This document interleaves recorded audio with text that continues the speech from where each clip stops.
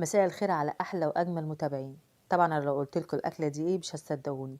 لو قلت لكم دي كبده اسكندراني مش هتصدقوا، ولا كبده فراخ ولا كبده بلدي ولا اي حاجه خالص. كبده اسكندراني بس بطريقه مختلفه وجميله جدا. يلا بينا هنسمي بالله ونبدا مع بعض ونشوف عملناها ازاي.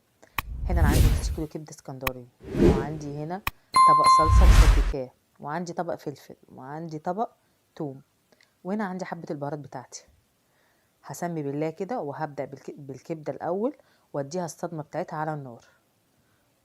طبعا هنا لازم النار بتاعتي تبقى عالية عشان الكبدة بتاعتي ما تنزلش السوائل بتاعتها ولاقيها كشت مني وراحت في داهية. لا، احنا مش عايزين الكلام دوت، احنا عايزينها ايه، تبقى بخيرها لسه موجودة. احاول على قد ما اقدر كده اخلي كله يبقى عندي كده في الزيت، وقلبها هي عشان متلجة بس هتفك دقيقة وهتفك.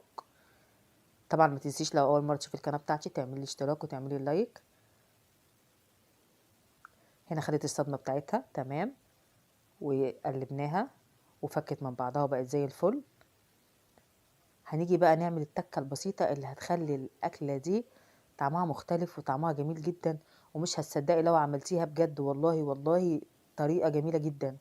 أنا عن نفسي بجرب كده بالصدفة لقيتها جميلة جدا، قلت لا لازم أنزل لكم الفيديو ده عشان تستفادوا منه.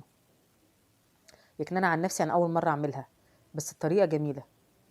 هنا أنا عندي طبق صلصة، بس الصلصة دي أنا مسبكاها، ولما سبكتها على النار حطيت معاها قرنين فلفل احمر عشان تديني لون جميل وتديني نكهه في الاكل كده. طبعا الفلفل الاحمر انتوا عارفينه بيبقى جميل جدا لما بيتقلب لما بيتهرى في الصلصه بيبقى جميل. هنا هنبتدي بقى ايه، نسيبها على النار. احنا مش عايزين الميه دي خالص، الميه اللي في الصلصه والميه اللي لسه موجوده في الكبده بتاعتنا احنا عايزينها تتشرب كده وتختفي. طبعا مش هغطيها بحيث البخار ده يطلع وايه والسوائل تختفي، لان احنا عندنا مش محتاجين السوائل خالص، وهي كده كده مستويه والصلصه مسبكاها. هنا هنزل في كده في طاسه تانية.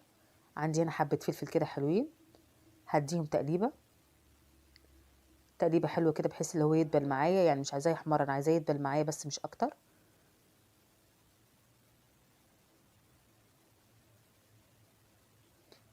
بس كده حطيت عليه التوم طبعا. معرفش المقطع بتاع التوم دوت راح فين مني، معلش انا اسفه. انا بعد ما الفلفل احمر نزلت بالتوم بس. البهارات بتاعتك بقى اللي انت بتحبيها واللي انت تفضليها حطيها. بص بقى المنظر طبعا جميله جدا وطعمه مختلف وتجديد.